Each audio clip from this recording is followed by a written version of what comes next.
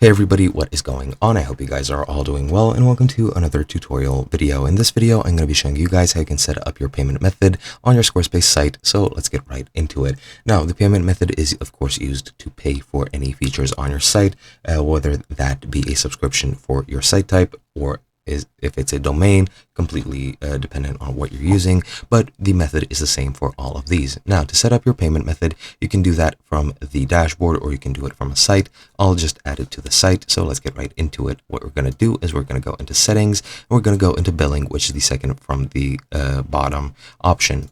Under billing, you can manage your subscriptions, you can view your invoices, or you can go into your payment information, which is what we're going to be doing here. You're going to just enter your billing address and your billing information. You're going to add your street address, your city, your state, depending on the country you're in, your country, and the postal code, and that should be it. And once you enter your billing address, I'll just, change this to the US, add the state, I'll just select Arkansas, city,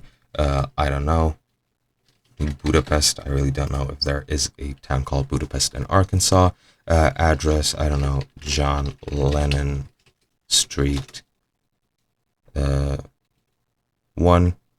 I'll actually select the Ukraine because why not? It's going to fill out everything else depending on your street. Then I'm going to select save billing address, and now you can select a payment method. You can use PayPal or you can use credit or debit card, as well as SEPA direct debit. It is completely dependent on your region. You might have additional options in your region, and here under credit or debit card, you just enter your full name, your card number, your expiration date, and your CVC, then click save payment method, and that is pretty much all you need to do. Hope you guys enjoyed, and I'll be seeing you guys in another video.